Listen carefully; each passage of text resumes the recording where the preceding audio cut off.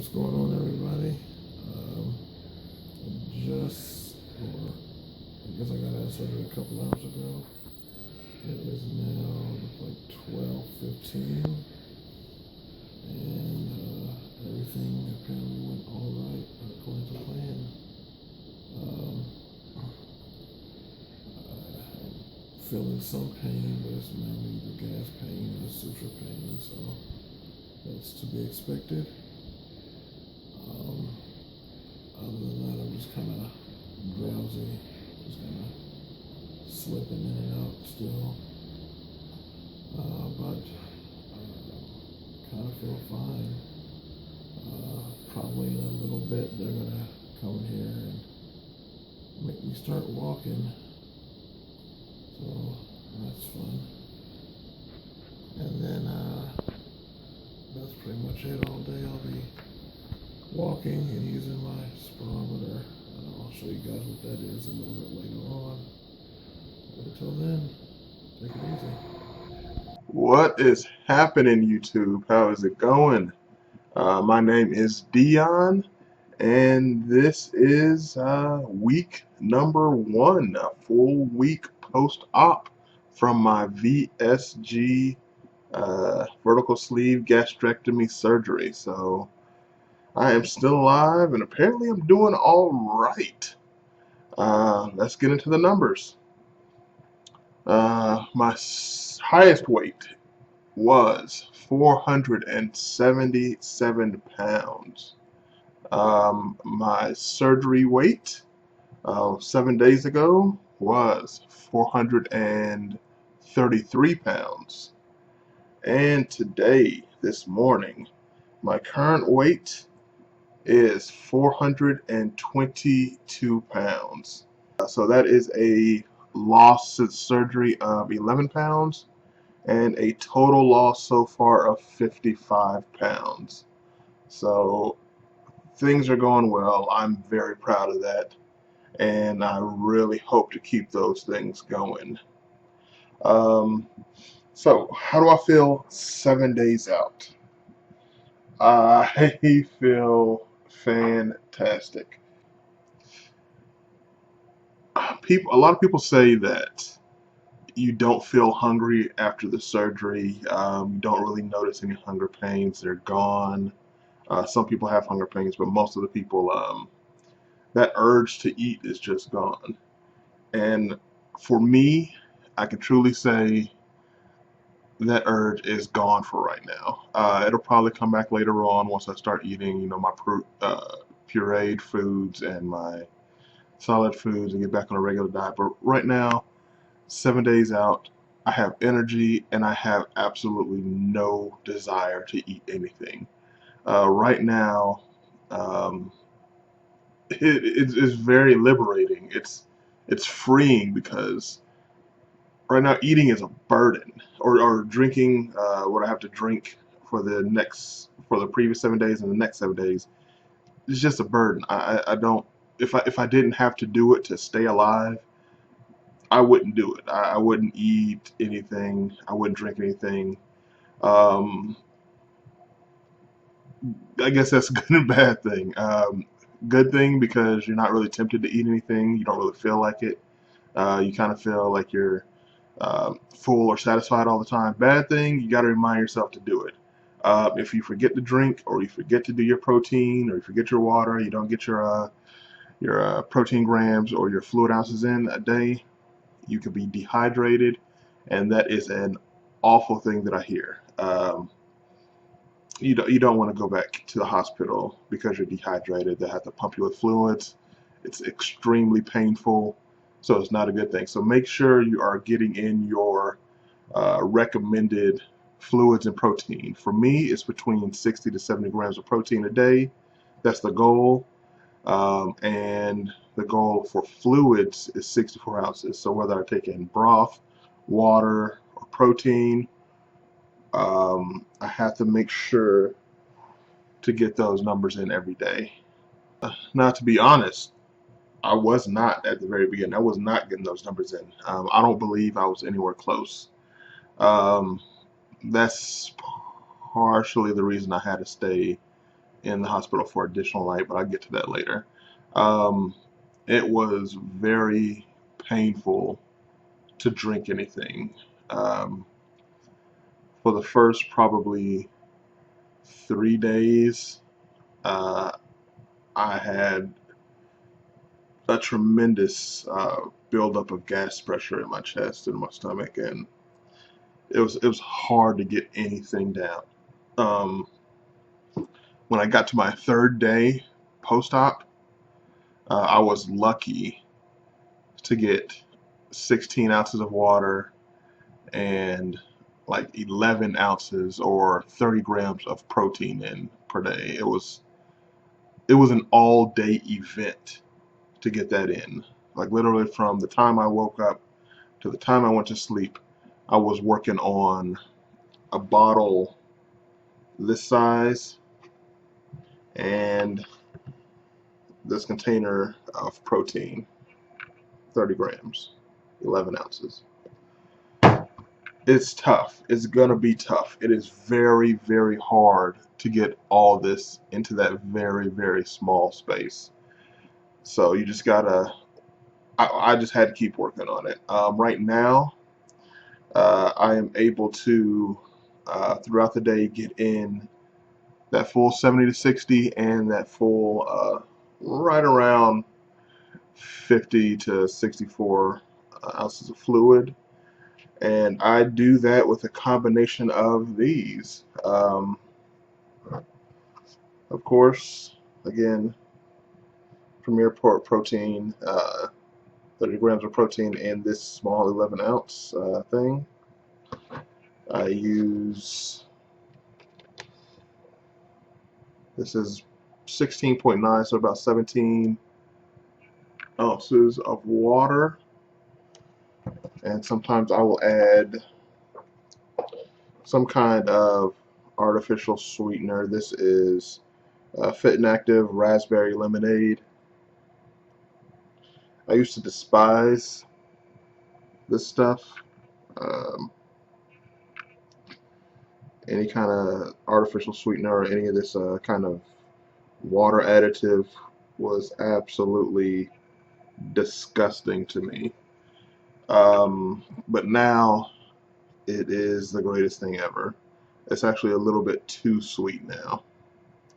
So that just goes to show you how your palate will change after this surgery. So I just add a few drops to a bottle of water. Has no calories, no protein, no fats, no sugar, no potassium, no nothing. I don't even know what this stuff is made out of. Probably not a good thing, but I use it and it helps me to get down that water. Um, and then I sometimes drink these.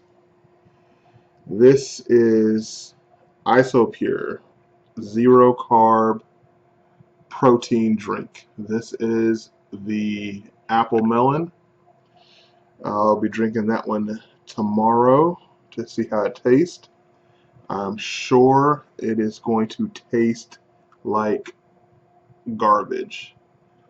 Oh, I'm sure I shouldn't say it tastes like garbage. I'm sure these people work pretty hard on their product, but it tastes awful. It tastes like a protein drink that they try to make into Kool-Aid, and it's not a good combination at all.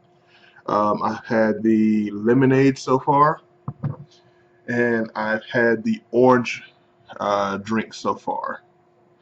And if I could describe the flavor, um, it would be kind of like a flat orange soda mixed with um, a ground up sausage biscuit. For some reason, in these drinks, even though it's a whey protein, it, it has some weird meat flavor to it. It's very tough to explain. The orange one tasted like a bland, orangey sausage biscuit. The lemonade one tasted like someone mashed up a bunch of steakums and kind of mix it with water and lemonade. I'm pretty scared of this one. I don't like any apple flavored drinks anyway, so this one's probably terrifying. But this is the kind of stuff that you have to do in your new lifestyle. 40 grams of protein in this one bottle alone. It's only 20 ounces, so it crams in a lot of protein. So um, I guess if they grind up a hamburger and jam it in here, that's what you got to take to get your protein in. But if they sponsor me later on, Isopure is great. This is a fantastic product, so go out and get you one. Make sure you follow your doctor's orders. On my day 3, surgery was day 0. After that was day 1, then 2, then 3. On day 3, when I came home, I had to start taking my calcium and I had to start taking my multivitamins.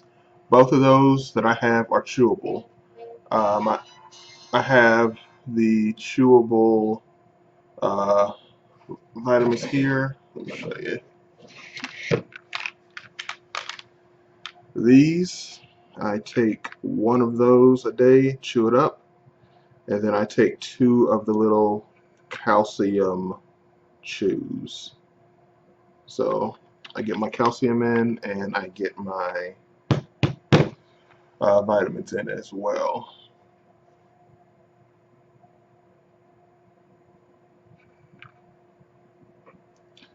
Let me go close that door real quick.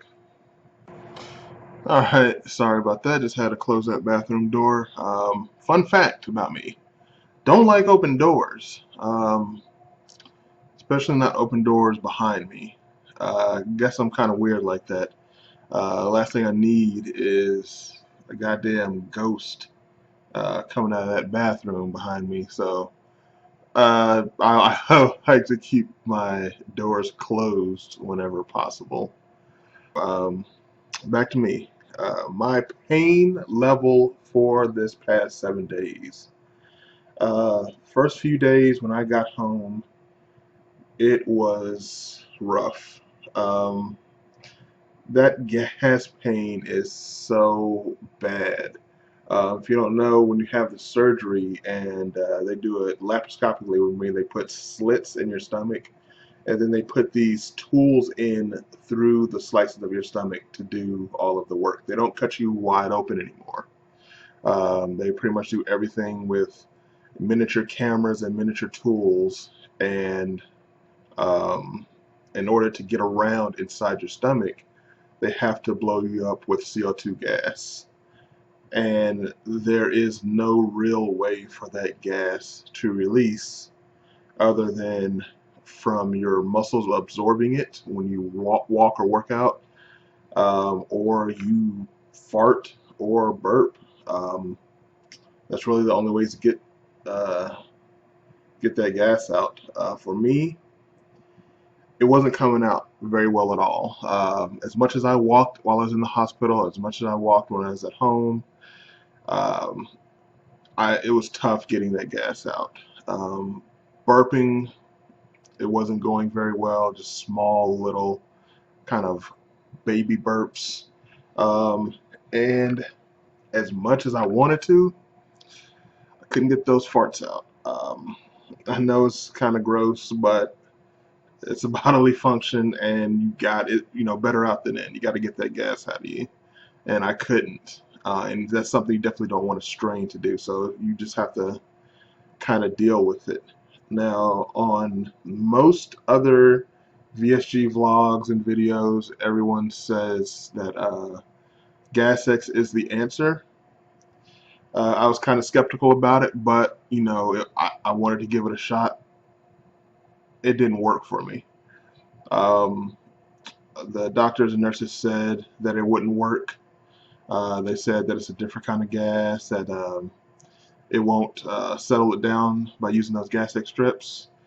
I wanted to try anything to get rid of it. I wanted to try it anyway, so I did. For me, it did nothing.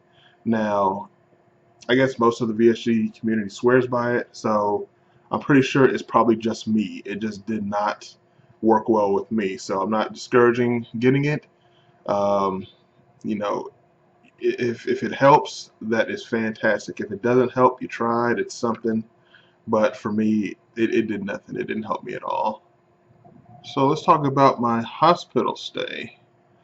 All in all, it was a pretty good stay. The nurses were great. This was done at a Northside Hospital in Atlanta, Georgia. The nurses were fantastic. The doctors were great. Um, Housekeeping was great. The person that brought me my liquids while I was there, fantastic. Everybody, the staff was really, really good. Um, it was just the procedure that made this stay terrible. I was in a lot of pain most of the time. It was hard to sit down, hard to lay down, hard to get out of bed. Once I got up and walking, I was fine. I was good. I was making laps around the building. Um, so I was doing really well there. It's just that gas pain is just kind of unbearable. Um, they always ask you, or they always ask me, what was my pain level between 1 and 10. For me, it never got above an 8. Um, it felt really bad, but I know it could be a lot worse. I've seen videos of other people to where it was a lot worse. So I'm trying my best to kind of just suck it up and deal with it, but the pain is going to be bad. Um, so why I had to stay an extra day.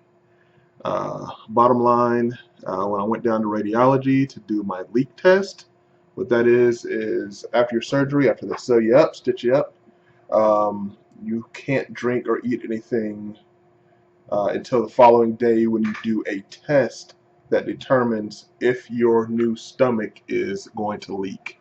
The last thing you want to do is start drinking water or start drinking anything right after the surgery and you have some kind of a leak and they don't know about it for a full day and you end up doing damage to yourself. So you go down to radiology, you drink a liquid that is across the board just awful. It is a very, very bad tasting liquid. Nobody pretends that this liquid is good in any way, shape, or form. The nurses even prepare you beforehand. They ask you if you feel nauseous at all. If you feel nauseous, tell the nurses so they can get you some kind of medication before you drink that liquid. Because if you are nauseous, you will throw up from this liquid. It is vile. It's not good at all. So it's get prepared for that if you plan on doing this surgery. And you can't gulp it. Just know that you can't gulp anything. So you have to pretty much taste it on the way down. You have to take little tiny sips of it until it's gone or until they tell you to stop. And it's a lot of liquid. It's a lot of horrible tasting liquid. So just, get ready for that. So basically what happened was my stomach was so swollen that not a lot was getting through. I had to do several additional tests, which were very painful, like laying on my side. I had to lay on my back on a flat surface, roll over, take a whole bunch of different x-rays to determine that there were no leaks. It was just my stomach was very swollen and I was not getting very much liquid down. So when I got back to my room, uh, my primary doctor that was taking care of me while I was there, my nutritionist, they informed me that I couldn't go home because I just was not getting enough liquid. So if I went home, I would definitely become dehydrated if I didn't have that IV in my arm. So I had to stay an additional night until the swelling went down, the inflammation went down, and I can get some liquids in. I think that first day that I was supposed to be drinking liquids, from trying all day long, um, probably waking up around 7 o'clock a.m., going to bed probably around 11 or so. I maybe got in probably about 6 ounces of liquid. This is from consistently trying. All I had to do, while I was there was drink liquid, and I could only get in about 6 ounces that day. So it was pretty bad. I can definitely understand why I couldn't go home. Now, while you are in the hospital, um, just try to be aware that everything um, that you are given, you have to pay for. Um, of course, you have a little wristband that they put on you, and that wristband has a barcode. Every time they come in your room and they scan that barcode and they scan something else, they're charging you for that. If it is some kind of medication, some kind of IV they're adding, they're charging you if they scan your barcode. Um, so make sure that it's something that you need. What they will try to charge you for in addition to everything you need is they will try to fill prescriptions that you have on your record that you probably already have at home. And if you know how billing works in hospitals, you're probably going to end up paying like 10 times more than you usually pay. So let's say they were trying to give me an albuterol inhaler. They saw, I had written down all my medications. So I guess they wanted me to have that. And they wanted me to have my eye drops that I have to take as well. So they bring it to the room and, they tell you what it is and they ask you if you want it. If you don't need it, say no. Um, Wait to use your medication that you have at home. Um, or that's what I did. I can't tell you to not take medication if you need it. I knew that I did not need it. I knew that I brought my drops with me. They don't really approve of that, but it's eye drops. I'm not going to pay 10 times as much for eye drops that I have in my bag. So I used what I had. Also, there's an eczema cream that was on my prescription list. They wanted to sell that to me. Didn't need it. So I declined what I did not need so they wouldn't charge me for it. But just make sure you're aware that they're not giving you anything. Even the liquids that I had for my lunch and dinner, they scanned my wristband for that, so I'm sure I'm going to get charged for a shot glass full of broth and a bottle of water. So just keep an eye out for that. One more thing that I didn't add to my packing list that I really wish I did now because I'm scared that they're going to charge me an arm and a leg for it is a heat pad. This guy right here. Um, I wish I had that while I was in the hospital because if you don't and you need one, they suggest it. They will bring you small disposable heating pads.